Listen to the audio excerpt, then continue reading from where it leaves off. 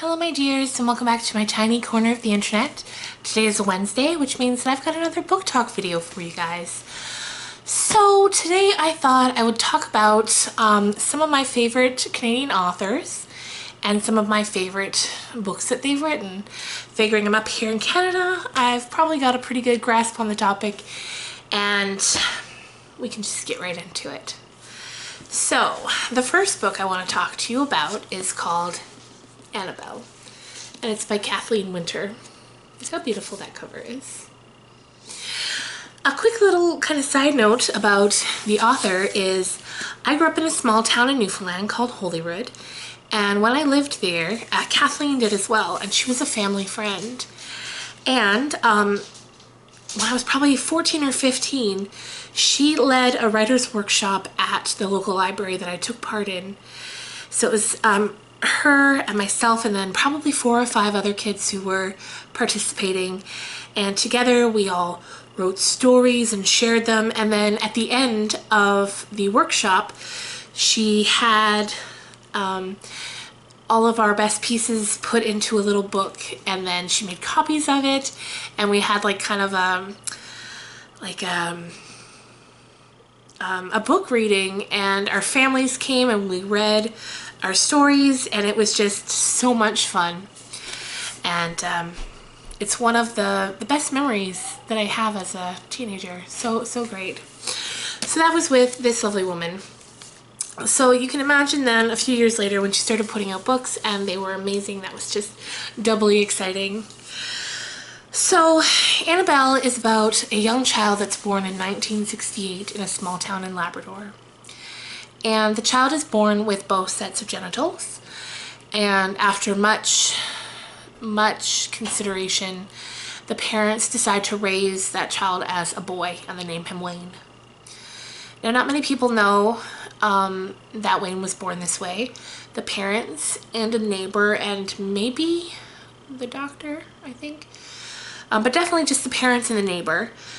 And so of course they want to keep this kind of quiet so that Wayne's life can be as simple as possible.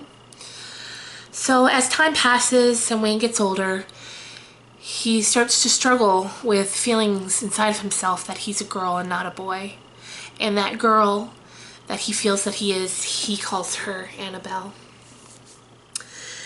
And so this book is about Wayne coming to terms with Annabelle, finding out, trying to figure out how he can best live his life in peace.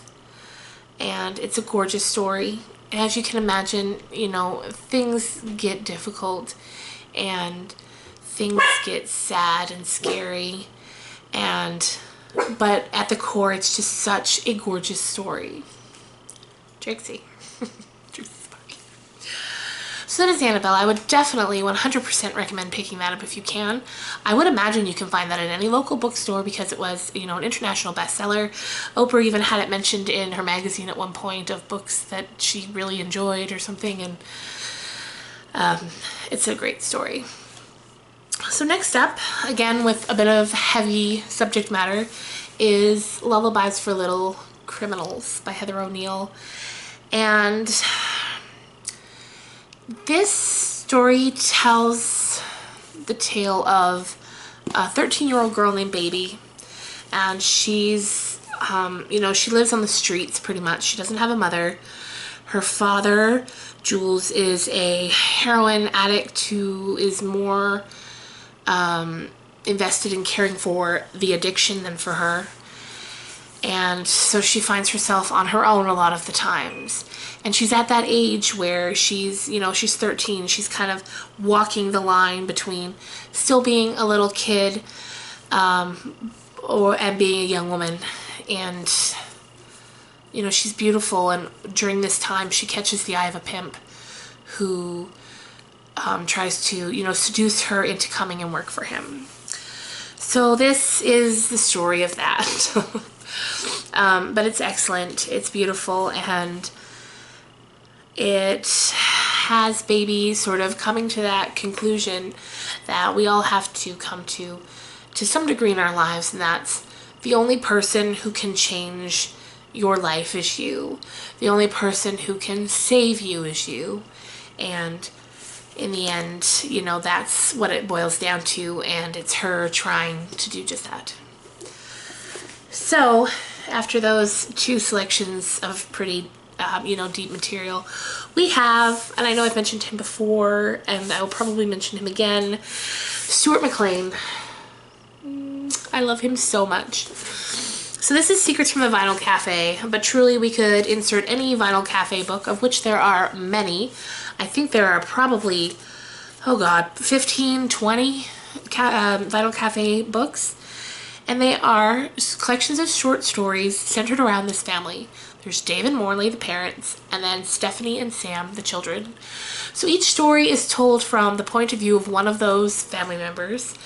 There's also a fantastic collection of weird neighbors and other players in these stories, and it's just so much fun.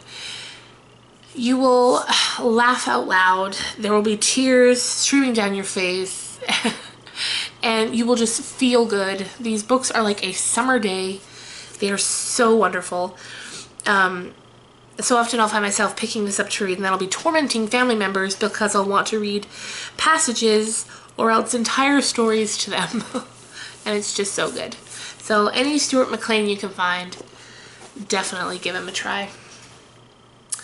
Now finally, I've got 2 volumes of poetry, which I wanted to talk about. The first is Coke Machine Glow by Gordon Downie.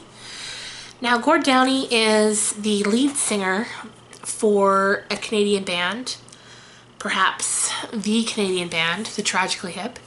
And recently, he was diagnosed with incurable brain cancer, and that's kind of turned the whole country on their rear because, you know, he's so beloved. And yeah, everyone's just heartbroken. So this came out in 2004,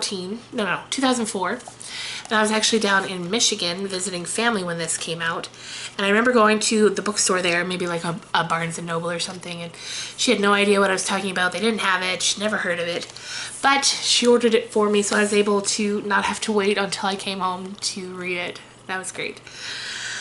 Now, throughout the 30 years he's been the frontman for the Tragically Hip, he's also put out solo albums here and there every so often. And Coke Machine Glow is also the name of one of his solo albums. So this volume is kind of like a companion piece to that.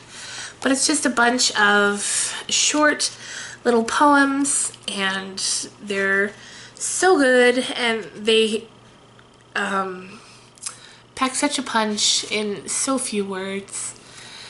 And if you ever get the chance, I definitely recommend thumbing through it, giving it a read, and just enjoying. And finally, my friends, it would be near impossible to mention, you know, Canadian poets or storytellers and not mention Leonard Cohen, Book of Longing. Leonard Cohen, of course, is a world-famous songwriter, performer, poet. Book of Longing is, I believe, his most recent release. I'm pretty sure. And it's, I don't know that I'd call this my favorite. I think Stranger Music will always be my favorite, and that's, you know, it's kind of a few collections put into one book, and I love it. But what I also love about this is reading from the perspective of, you know, he's an older man now in his 70s, or is he 80? Well, when this came out, he was definitely in the 70s. And reading the differences, like reading the Stranger Music and poems that were written, or lyrics that were written when he was a young man, and then reading about the same sort of things, because it's the universal things, you know, love, spirituality, life, you know, the subject never changes. The subject's always the same, and it's always sort of universal. So to read it first from a young man's perspective, and then again now from his, you know, more mature perspective. It's very interesting to see the things that are different, but also the things that are the same. So that's always fun. So there you have it. That's it for today, my friends. On Friday, I've got another buy and try for you guys. So I hope you'll tune in for that. And until then, I hope you're having a great week. It's been beautiful here. The sun is shining every day. It's getting a little warm, but nothing to complain about yet. So I hope it's beautiful where you are. And I will see you guys on Friday. Bye.